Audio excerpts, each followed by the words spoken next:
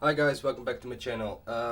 Today I was talking about a battery, how to manually charge a Makita battery. Unfortunately, I have a little bit of problems for the first time ever. I don't know why with my camera.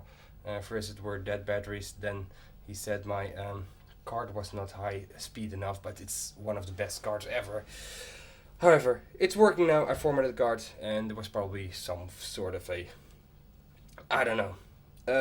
It's working now. So, the first thing I was talking about is about failing batteries of Makita. Sometimes they fail. And why, we don't know. They can fail because there are bad cells inside, which that is why the charger would say, I will not charge this one. That seems very logical, but this one is 4 years old. And from the day the guy bought this one, it wasn't accepted by the charger. He never wanted to bring it back because he said, my time is worth more than this crap shit battery. I can understand him because these ones are now very cheap on the internet. I took it because I just was like, this might come in handy. It saved me once, and so yeah, good one. The reason it failed, he used, like me, probably this kind of machinery. You should not use those small batteries because these ones are very, very hungry for energy. So I checked on the internet, and there was a guy who actually worked at Makita, and there's a chip. Of course, there's a chip who controls and see all those nice paired groups of cells. And apparently, when one group goes very much down, like deep discharging, when there's an high current being pulled through, then it will go into safe mode. However, after a couple of seconds, if the battery still if the ICU still detects that there's a too low voltage, then it will go into a block mode and it will never ever charge again. It's pretty stupid because the pack is still okay. I mean, there can be a slight gradient between those pairs of cells, but with this case, I've tested them and they're all almost the same capacitance. So I think their safety limits between um, pack differences. It's stupid. It's way too much. It's way too heavy because I don't know. These packs are just working fine. This one is still accepted by the charger, and I've put it on heavy machine on here. And never deep discharge it. I always charge them on time. Um, so I just want to know you guys how to get in this one. Well, those screws who are inside, they have the small things on it, and there are a few ways to get around. You can get a small screwdriver, just tap it, break off the point. I don't like to do that because I want to keep everything as original as much. Or you could get just a normal Torx driver, and if you do it correctly and push hard enough, then you can get around that little safety pin and you screw it out. With this one it didn't work because I screwed it up a bit, but you can get the safety ones from eBay for like $5-6 maybe, or even less, or the bits loose for like 10 cents. So, and these things are not like heavenly screwed together, no Loctite or whatever. This one was a little bit dirty, and I was wondering why. Also, are all these chargers drawing in fresh air from the outside? Okay, it's cooling way better, but why don't you get like two ventilation systems inside your battery charger? Because these things are getting more expensive, and these packs are more expensive than the chargers, and they don't like dust, even if it's spotted. If there's dust inside, it will get hotter, plates will screw up and whatever. Just get two fans, just draw fresh air in for a charger so it can cool off, and draw fresh air in with a mesh filter to to cool your battery. But the big question now is, how do we charge these things? Well, it's pretty simple actually. You just have to understand a few things about electronics. It's not that difficult. You can make it difficult if you want. But if we see here, we have plates. We have plates and groups. Each plate that you can see here that's combined, we call that a group or a pair actually. And these ones, these two, that's pretty funny. These two are a pair. Or I mean, these four, by the way. I'm so stupid. I'm so sorry. Because these two, this is D, and we can check that if we put the plate on. The positive side. Spring is always on the clippy thing. I always put a plus on there so you can see it. So it's two batteries, two minus. So this is one. This is one pair. Then we go to the next one. One pair, next one, one pair, next one pair, next one pair. So we have in total 1, 2, 3, 4, 5 pairs of cells. And now you say, how did you do that again? Probably because I'm a little bit confused now. I have to say I have a little drink, so I might not explain everything as simple as you might know. Okay, let's take it from the other side. This is the minus group, so the battery starts here. Or no, the battery does not start here, but the battery ends here. This is the plus group. This is the first contact point. We have two batteries. These two are a group. Or let's say paired in the hobby. These pairs goes to series to the next pairs of batteries. Those two. Right here. Through the pack. Here. Again two batteries. Through the pack. Here again two batteries. Through the pack. So you end up with one pair, two pairs, 3, 4, 5 pairs of batteries. So what we want to do now, let's make it a little bit simpler.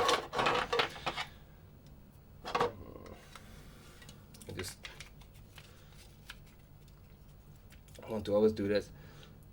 We put in 5S. So that means there are 5 batteries in series. There are 2 pairs. And we don't know the voltage, but what we do know is that batteries with a nominal cell voltage of 3.6 and 3.7 volts are charged to 4.2 volts. And I say that, does it get me to my 80 volts? Well, you can easily check that. Because 80 volts is the lower voltage of the nominal voltage, of the cell. So we take in the nominal cell voltage. Always take nominal cell voltage. Where's my? Then we take 3.6 volts now. Times 5. Here we go. 80 volts. So we're good in that one. That's all I want to know. Why? Because we have a charger here. This is just a hobby charger. This is a little bit more expensive one. I have a very, very good one, but it died on me, and the customer support is so good that they never ever replied a message to me. Nice for a $200 costing hobby charger, which was a very pretty one because you could charge at very low currents, which I love to use because of my hobby. And I have like, where is it? Here. For this battery, it didn't matter much, but these batteries I would love to just to charge with a very small current, but yeah. Alright, so now I have a bigger charger which can go up to 1 kilowatts. Also nice. We check from lithium ion, and then we have cells voltage. And what do we see here? We have 4.5 till 4.15. Something is wrong here because we just saw that our cell is 3.6 volts. So how are we going to do that? Well, if you go on the internet, you can see that the max charge voltage of 3.6 and 3.7 is 4.2 volts. So 4.15 is a very safe thing to go. However, there is also lithium high voltage, which can go up to 4.4 volts on this charger. But now is the question, should we do that? No, because those are not high voltage cells. And to charge them at 4.2 volts is, in my opinion, a waste of batteries, because they will heat up whenever they cross 4.1 volt barrier. It's what the Makita chargers do, but I don't like to do it. You just only lose like 10% of the battery capacity when charged at 4.2 or 4.1 volts. So I love to just take them on 4.1. It's more than enough. So we're going about to do it now. Of course, this charger is also protected for negative and reverse polarity. Very handy. Just always have one ready with us. And now I have to see, where did I leave my... There's a little bit of a mess around here because I've started and stopped recording. Ah, here it is. A couple of times, so I just to improvise a little bit. So that's the problem also, as I just mentioned in a video before. Watch out with power. When this out of the package, nothing is safe. This is just one big giant mess of death. If this fails, then everything fails. Fails pretty quick. So what we're going to do now, and I thought I was some guy with a little bit of experience, so I don't have to do this. I'm going to restore the battery in its original condition because I now know what the battery properties are. Oopsie daisy. Yeah, that was just my charger touching with my power supply. I thought I had to secure. Wow, that was cool. Oh, nice. I never knew it had so much power in it. Apparently it does. You can weld with it. But that's not a problem because it's protected with a fuse. So there we go. Yeah, this is a one-run video, so don't cut out any things that might have gone wrong.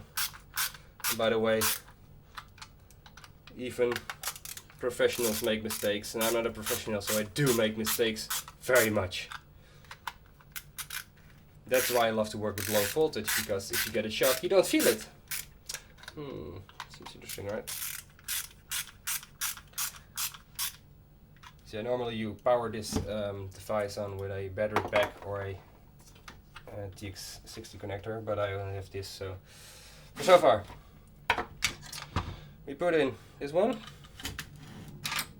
And we also know the voltage is probably around 3.6. Those are mainly used because the lower voltage batteries have higher discharge capacity than like the higher voltage. Because for what I know, I don't know if there's any new technology, but higher voltage means less current. So you have higher voltage, maybe even higher capacity.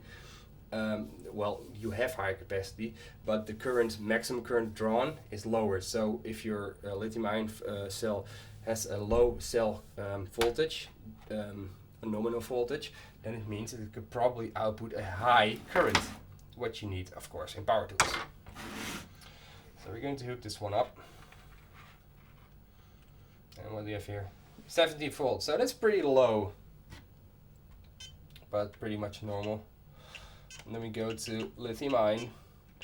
We know we have 5S, and we're going to charge at 4.15. So this is 3 amp hour battery. We have 2 pairs, and that means that probably, definitely, one battery has a capacity of 1.5 amp hour. So we could charge it with 1C. And what does 1C means? 1C means one, I like to say, one charge. So what is one charge? One charge is one capacitance of the battery, so 1.5 amps. And we have like 2 pairs, so we could charge it probably with 3 amps. So what's stated on the battery. But I don't like to do that because I have time, and the more you push batteries, the faster they will wear out. It's just a given. Even if they are like super fastly charged by your current charger, it's better to charge them like normal because they already get a pain in the ass because your machine, this big boy, is dropping them with almost maybe 20 or 30 C, even way more. This machine, I think maybe 50 C, if it's possible to get the battery to deliver that. Well, the 3 probably not, but the 5 definitely does. So it's better to just charge them at the normal rate. And I hate it because it's the same thing with your phone. Your phone also is always fast charging. Everything has to go fast, fast, fast. But batteries back in the days were much more relaxed. They just charged at an easier rate. So I'd like 1 amp hour, Yeah, why not? The battery's 3 amp hours, so let's say divided by 3. I'm better calculation. So 1 amp, way more enough. Just start it. It just says perform without balance charge. Should we think about that one? Yes, we can. We could do a balance charge, but we have to connect the batteries to the balance charge board. Now I think the off balance in these specs, well, they're not that bad. So what I do from time to time, I just check the cell voltage, and I thought there was something here with the controller, with the yellow thing, that's the chip controlling. You could also, I thought there was an adapter, you can hook it up and then it will split up in, I think a bus controller or something, I don't know exactly, and then you can hook it up in your hobby charger, so it could read out the cells. But this thing, what I know, it just wants to be connected with a port to the batteries physically and not digitally. So I don't know, I saw something and it was a pretty cool experiment, but we're now going to do it like this. And if you're charging it like this the first time, please stay there. Fill the pack from time to time. If it gets warm, end the charge, no doubt. Open it up, check the cell voltage. If one is running high, one is not running high, throw it away because you have a bad cell. Bad cells can end up in fires, believe me, because if a cell is bad, it won't accept the charge, it will run high up in voltage and it will burn out. And believe me, a lithium burning thing can be a literally very much burning thing. So here we go. Now start. Yes. Accepting the charge right away. As we can see, there's no weird voltage spikes and just like whooping up. That's also a thing that it's accepting the charge. What you want to do, keep it charging and just mind how much milliamp hour is going in the cell. That way you can a little bit decipher if the cell's good, if it's not good. But this is the way how you can charge your Makita battery without using the stupid charger who tells you to buy a new cell for like $80. This thing costs a lot more, well, a lot more, but it can charge the cells that are not accepted. So here we go, we have a little save. Well, thanks for watching, guys, and if you have any questions, of course, just feel free to ask. I might just not have explained everything very clearly because this is like the 10th time I started this video, and I went off very good telling you about the charger and my supply and how the things did run, but yeah, the camera didn't want to. So yeah, well, if you have any questions, just ask, and don't drink beer when you're doing something like this because you might say things wrong. But no, everything I just said is generally what I know. It's safe. Just don't make things touch each other. Don't create fires. And maybe it's a little bit you guys say like, what did he mean? I know, I understand, because I have like some days off and I just wanted to make a nice party, and I was like, hey, maybe I can help the community. Had a few beers, and then with beers, of course, things like not go the way you want, but I think I made myself pretty clear how to charge these things. If you know the given in the battery, you can charge it manually. Your battery runs, you can use your tool again.